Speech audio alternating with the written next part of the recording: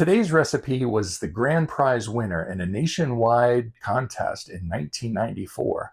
And that's a great start until you realize that it came from this book by the Sackful from White Castle, where every recipe uses at least 10 White Castle burgers.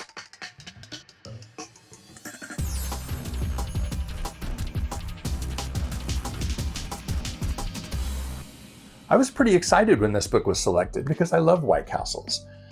There's none near me, but I can tell you off the top of my head that the nearest one is in Nashville, Tennessee, and I have been tempted to make that drive. The recipe that was selected today is a chicken cheese castle.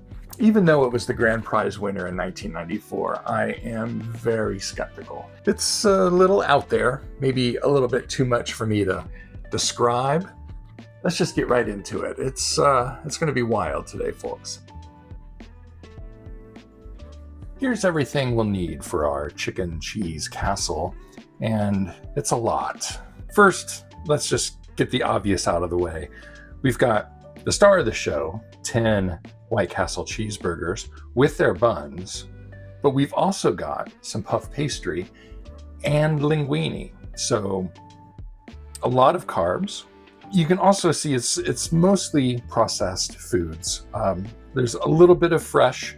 We've got some cooked chicken, some herbs, good cheese, good butter, but it's mostly, well, there's a lot of processed stuff going on.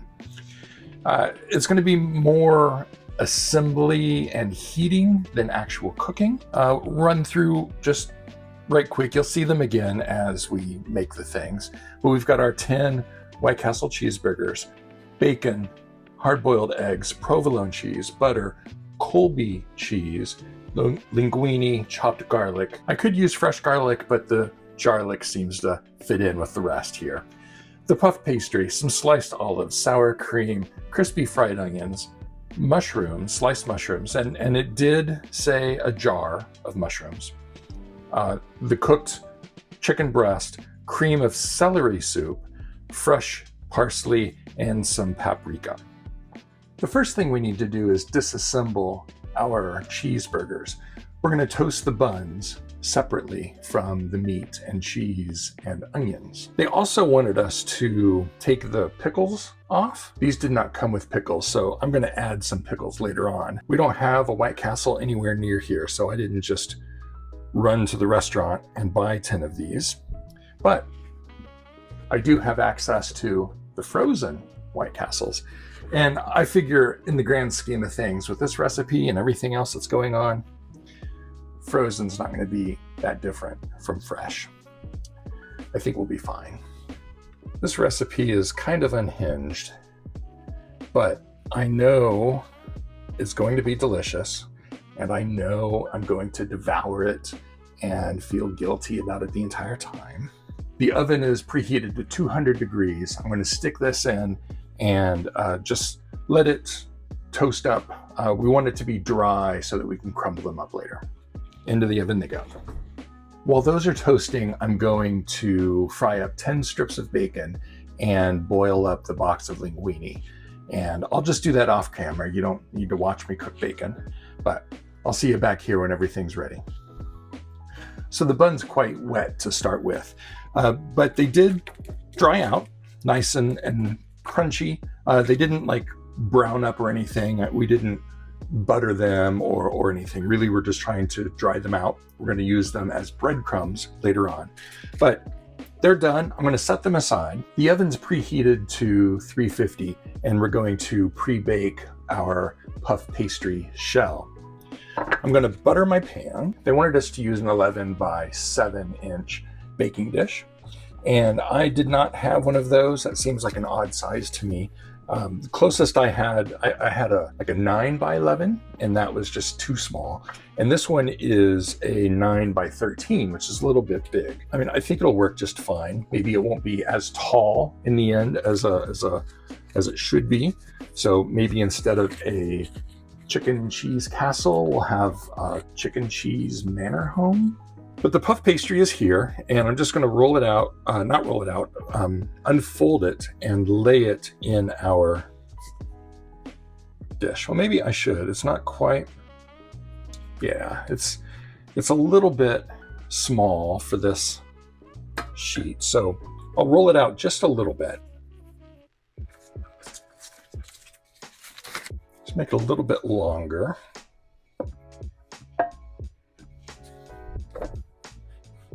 And then just sort of drape it in our dish here. I think that'll work fine. It's going to expand a little bit as it cooks. So this will be like the bottom crust or shell, I guess. It's going to go into the oven 350 for 25 minutes. While the puff pastry is baking, we can get started on our filling. And it's not going to look pretty, but we'll just trust the process. We're going to start by taking the burger meat along with all of the onions and the cheese and everything that came with it there and chop those up. And I guess I could have brought out the food processor and blitzed these up, but I'm just going to use my knife. I don't think it matters all that much. Yum.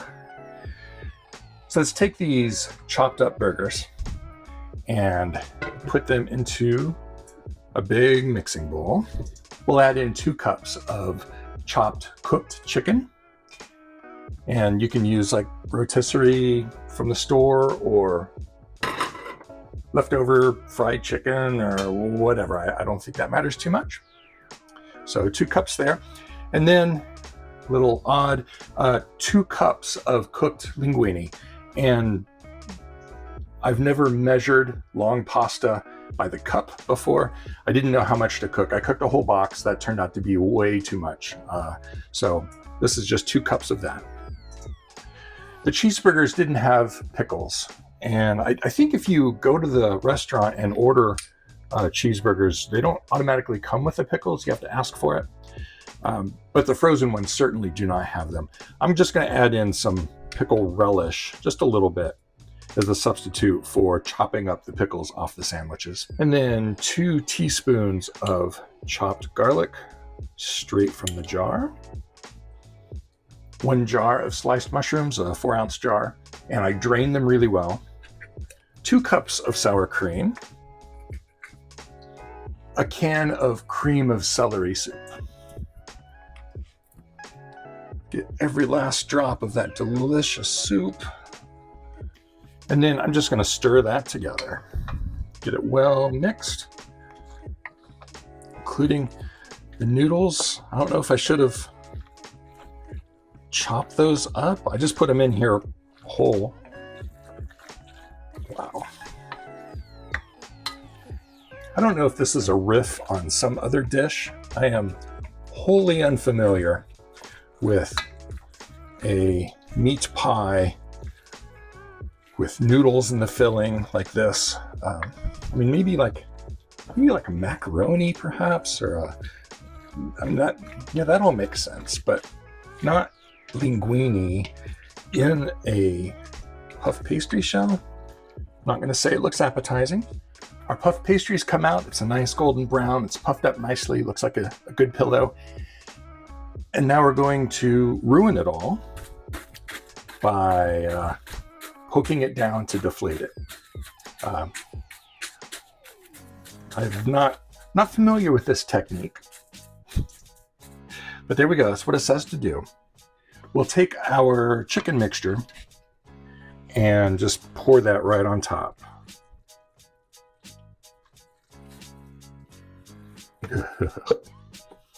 Puff pastry did actually shrink a little bit as it puffs, so it doesn't quite fill my oversized pan, which is fine. I think the filling is just sitting right on top there. And now we're going to bake it again for 20 minutes. So while that bakes, we can start on the topping. It's going to have a cheesy, crunchy sort of topping that goes on here at the end. So let's get that ready. For our topping, we'll start by crumbling up the buns that we toasted earlier. We've got our 10 strips of bacon that I crumbled up, a container of crispy fried onions. I don't think I've ever used those myself. That's something that is always on the green beans at Grandma's house, but I've never done it. Sliced olives, just a small can that I've drained. And then a cup and a half each of shredded Colby cheese and provolone cheese. And then it says a stick of butter. And it didn't say to melt it or what to do with that butter.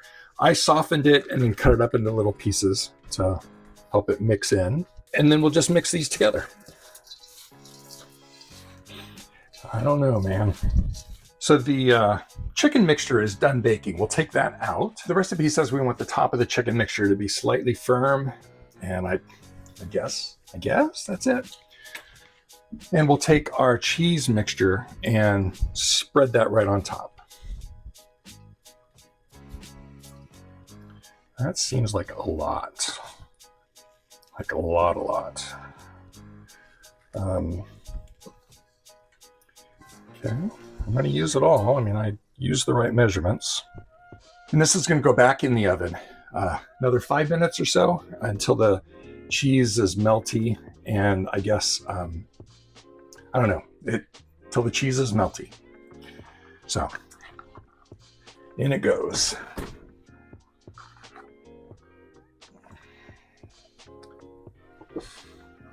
The cheese is melty. It's bubbling, starting to brown a little bit. I don't know what to say. I mean, it looks like almost like a pan, maybe of Thanksgiving dressing coming out of the oven. I mean, just because of all the bread that's on there. The olives kind of is a little curveball. The smells, though, I tell you what. I mean, you saw everything that were in there. It's there's a lot of good things, good tasting things in there, and I can smell those. We're not done with the preparation yet, though. There's the matter of the garnish. The recipe says we need to garnish now with a couple of chopped up hard-boiled eggs. Very reminiscent of that vintage tuna curry casserole from Betty Crocker that I made. That's the only other time that I've seen a casserole topped with chopped boiled egg. And there it was prettier. I think it was just the yolks sieved, and so it was this powdery yellow, very colorful. This just looks like chopped up hard-boiled egg. Smoked paprika. It just says paprika, but usually for something like this, anytime it calls for a powdered paprika, I go for the smoked variety just because it adds just a little bit more flavor. Really, though, on reflection, I don't know if this amalgamation needs any help in the flavor department. And then finally, chopped parsley.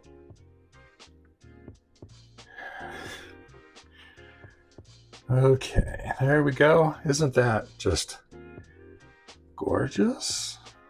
It's going to be a little bit too hot to eat. I'm going to let it sit and cool off for a little bit. Think about my life choices.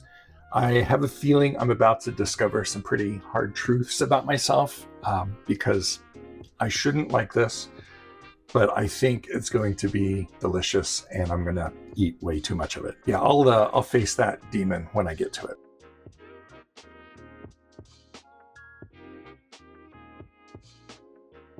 The recipe doesn't say how many servings this is. Could be 8, could be 50. I have no idea. I'm just going to cut it into squares, I guess, or at least cut me off a little square. Yeah, that's pretty substantial. So not only am I cutting through that puff pastry crust, but it's got the whole, like the linguine noodles in there. So I have to cut through those. And it's not hard or anything. It's just, it's just a lot. And then it did spill over the sides of the crust a little bit as I was cooking. So I'll try to account for that a little bit and just get some that has the crust on it. Let's see if this comes out looking good. Yeah. Nice cheese pull there. So weird. So I cut into it and additional smells came out, like good smells. There's a lot going on in here. So there's my plate. Kind of held up. It didn't like run all over anything. It's set, I guess. I'm going to take some glamour shots and then give it a taste. All right, Stan Nakonowitz of Defiance, Missouri. Let's see what you got me into.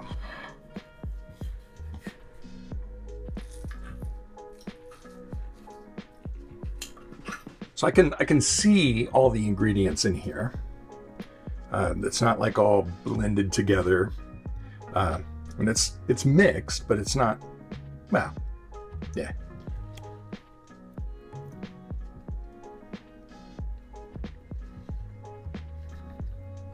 Gonna get a bigger bite with more of everything on there. The first bite, you know, it wasn't bad.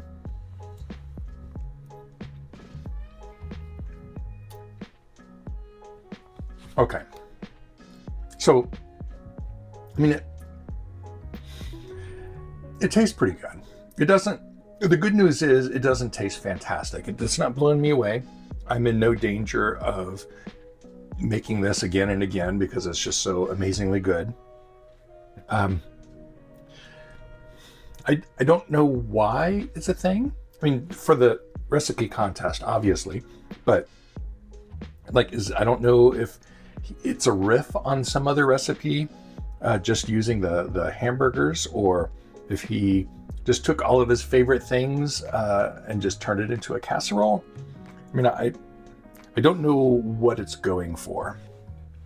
It was complicated. Took me a long time today, not just because of the filming, but there was a lot of steps of baking and prepping and chopping.